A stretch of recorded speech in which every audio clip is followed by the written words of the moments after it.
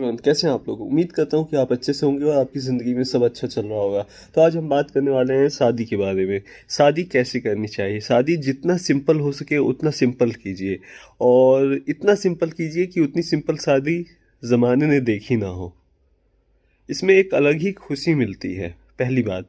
दूसरी बात, शादी में कभी भी डाउरी मत लीजिए, दहेज मत लीजिए, क्योंकि दहेज का लिया हुआ सामान या पैसा कितने दिन आपके काम आएगा, आपकी ज़िंदगी भर काम नहीं आएगा, पहली बात। दूसरी बात, ये तो वैल्यूज़ के अगेंस्ट है।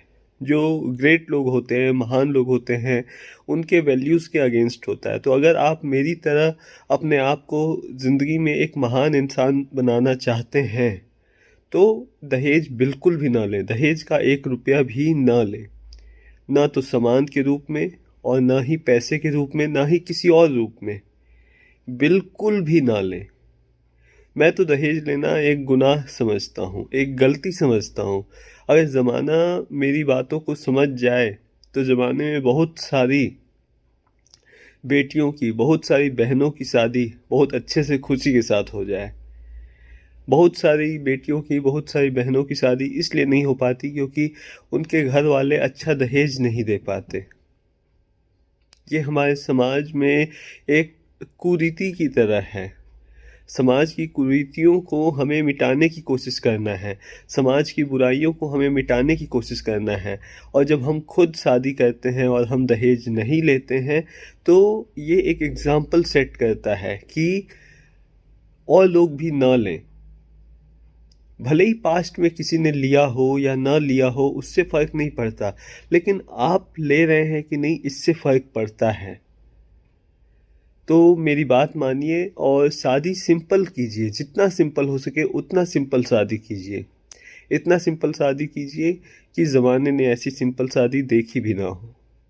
और इसमें एक अपना ही खुशी होता है कि आपके ख़ास रिश्तेदार सिर्फ शामिल हों आपकी शादियों में। ज़्यादा भीड़ भाड़ करने की ज़रूरत नहीं, ज़्यादा दिखावा करने की कोई ज़रूरत नहीं। जितना सिंपल शादी करेंगे उतना अच्छा है। दूर दूर से ज़्यादा लोगों को बुलाने की ज़रूरत नहीं है, ज़्यादा दिखावा करने की ज़रूरत नहीं है। सिर्फ आपका परिवार हो, सामने वाले का परिवार हो, आपका परिवार हो, आपके लाइफ पार्टनर का परिवार हो, और ख़ास रिश्तेदार हो। इतना ही काफ़ी है शादी करने के लिए। और इससे पता चलता है कि आपकी ज़िंदगी में सबसे ज़्यादा कौन लोग मायने रखते हैं। तो मेरी बात मानिए और शादी सिंपल कीजिए। जितना सिंपल हो सके उतना सिंपल कीजिए। और जो पैसा बचता है सिंपल शादी करने से, उस पैसे को बचाइए, उस पैसे को इन्वेस्ट कीजिए अपने फ्यूचर में, अपने बच्चों के फ्यूचर में, ताकि आप एक अच्छी लाइफ जी सकें। सिंपल शादी करने का मतलब ही ये है कि ज़माने के सामने एक एग्ज़ाम्पल रखना कि हाँ, शादी ऐसी भी होती है। और ज़्यादा भीड़ भाड़, ज़्यादा दिखावा करने की कोई ज़रूरत नहीं है। और शादी जो है बहुत खुशी की चीज़ होती है, बहुत खुशी की बात होती है किसी की भी शादी होती है तो। और शादी में वो सभी चीज़ें जो ज़रूरी नहीं हैं उन्हें मत कीजिए, सिर्फ जो ज़रूरी चीज़ें हैं उन्हें कीजिए।